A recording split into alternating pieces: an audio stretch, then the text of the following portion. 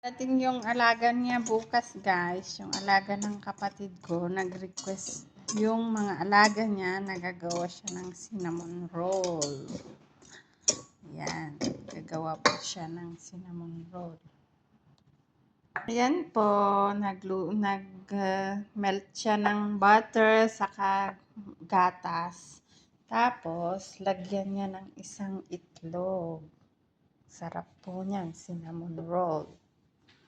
Yan, yung nire-request ng mga alaga niya. Pag nag-travel sila, gusto nila, pag dumating, may kakainin na ganyan. Matapos pong i-flat na ganyan, lagyan po ng butter. Yan. Para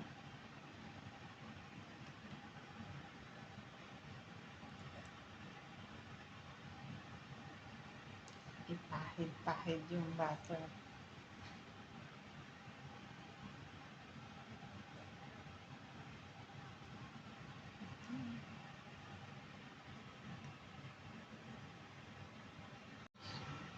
Tapos, yan po yung asukal na dark brown. Tapos, cinnamon, tsaka may raisin.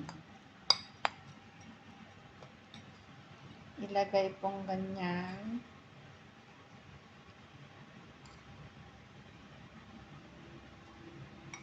Ikalat-kalat lang po.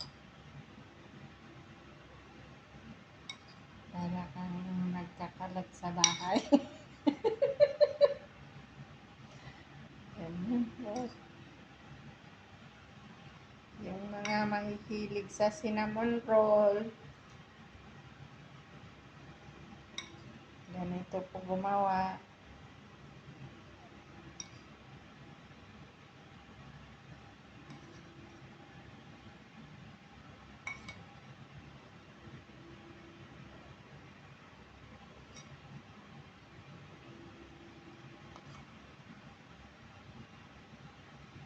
Pagkatapos may ilagay yung cinnamon, tsaka yung asukal, tsaka raisin. Ito pipong ganyan. I-roll. Ganyan lang po. Sundan lang yung ginagawa niya. Kung gusto niyong gumawa ng ganyan.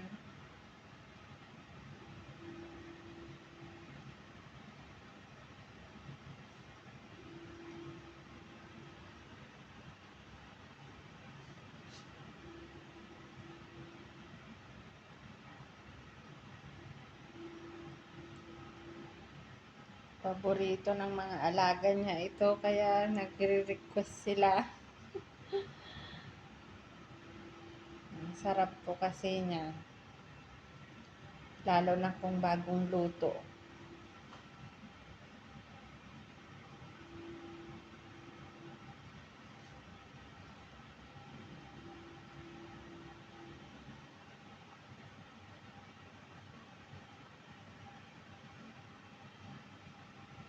Ayan, malapit nang matapos i-roll. Dahan-dahan lang sa pag-roll para hindi masira.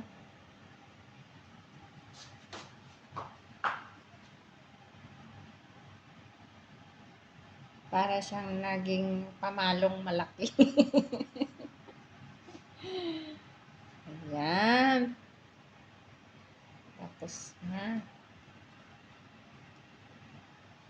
Tapos, ito yung pang-slice mo.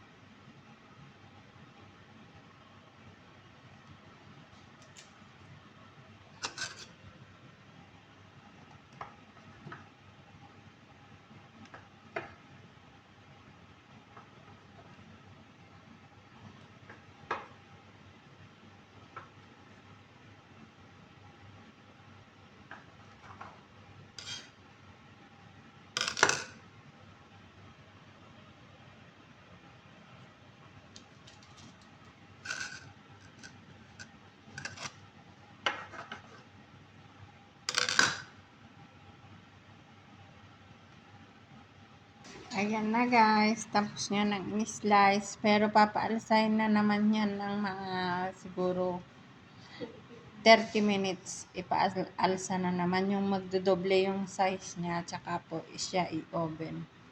Yan na guys, nadoble na yung size niya. Tapos nilalagyan niya ng butter na naman dyan sa ibabaw. Tsaka i-bake ng ilang minuto. Hanggang ano na siya, golden brown. Mga 25 to 30 minutes.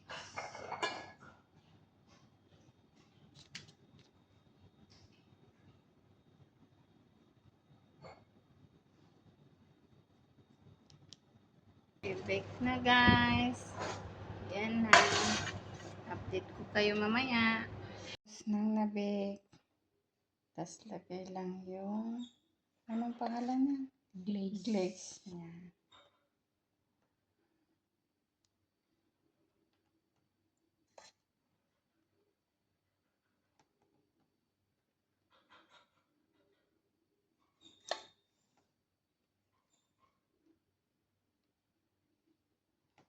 Yummy.